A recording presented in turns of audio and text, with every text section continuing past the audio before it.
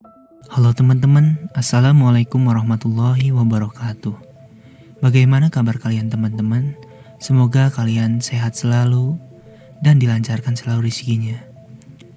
Oke, kali ini saya akan membacakan sebuah kisah perjalanan Imam Syafi'i menuntut ilmu. Oke, kita langsung ke kisahnya.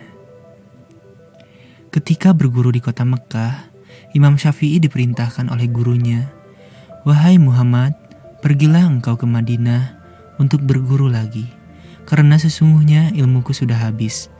Semuanya sudah kuajarkan kepadamu." Imam Syafi'i pun menuruti perintah sang guru, dan beliau segera berpamitan dengan sang ibu. Berkatalah sang ibu, "Pergilah engkau menuntut ilmu di jalan Allah. Kita akan bertemu nanti di akhirat." Maka Imam Syafi'i pun berangkat ke Madinah mencari guru untuk mengajarkan ilmu. Di Madinah, beliau berguru kepada Imam Malik. Tak butuh waktu lama, Imam Syafi'i langsung menyerap ilmu yang diajarkan Imam Malik, sehingga semua orang terkagum-kagum dibuatnya, termasuk sang guru, yang pada saat itu merupakan ulama tertinggi di Madinah.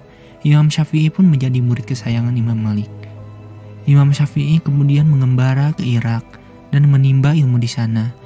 Beliau berguru kepada murid-muridnya, Imam Abu Hanifah atau Imam Hanafi. Meski sudah banyak menyerap ilmu di Irak, Imam Syafi'i belum ingin pulang karena belum ada panggilan dari ibunya. Di Irak, Imam Syafi'i berkembang menjadi murid yang terkenal, sangat pintar dan tercerdas. Sehingga dalam waktu singkat, ia sudah dimintai untuk mengajar. Tak butuh waktu lama, ribuan murid pun berbondong-bondong datang untuk berguru kepadanya.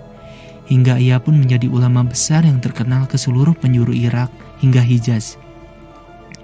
Ibundanya, Imam Syafi'i, pada setiap tahunnya juga melakukan ibadah haji. Pada kesempatan tahun itu pun sang ibu melaksanakan ibadah haji. Pada saat itu sang ibu mengikuti kajian dari salah satu seorang ulama, yang mana sang ulama tersebut sering mengucapkan nama Imam Syafi'i.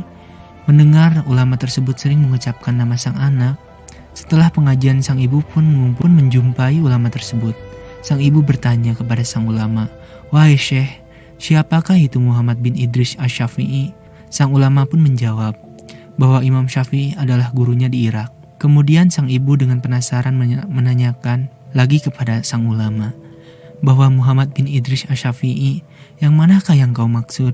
Ulama tersebut pun menjawab bahwa ia merupakan ulama besar yang berasal dari kota Mekah.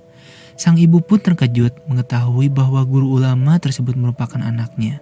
Kemudian sang ulama menyampaikan kepada ibunya, Imam Syafi'i, bahwa ia ingin berpesan apa kepada sang anak. Sang ibu pun menjawab bahwa ia telah memperbolehkan sang anak untuk pulang ke rumahnya. Sesampainya sang ulama tersebut di Irak, ia langsung menyampaikan pesan tersebut kepada sang guru. Imam Syafi'i pun mendengar kabar tersebut langsung bergegas untuk pulang ke Mekah. Mendengar kabar sang imam ingin pulang, penduduk Irak sangat sedih, namun mereka tidak bisa berbuat apa-apa. Ketika sang imam ingin pulang, masyarakat serta sang murid pun telah menyiapkan bekal kepada sang imam. Karena sang imam telah menjadi ulama besar, di Irak ia pun menerima bekal yang sangat banyak. Ratusan ekor unta telah diterimanya dari masyarakat dan muridnya di sana. Sesampainya sang imam di pinggir kota Mekah, ia pun memerintahkan sang murid untuk memberitahukan sang ibu bahwa anaknya telah berada di pinggir kota Mekah. Sang ibu bertanya, apakah yang ia bawa?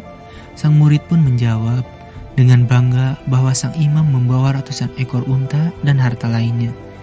Mendengar itu, sang ibu pun sangat marah dan ia tidak memperbolehkan sang anak untuk pulang.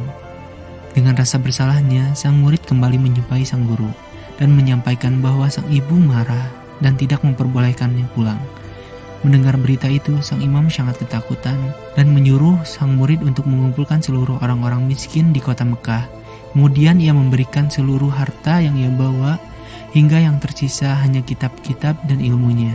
Kemudian sang imam memerintahkan sang murid untuk memberitahu sang ibu tentang hal ini.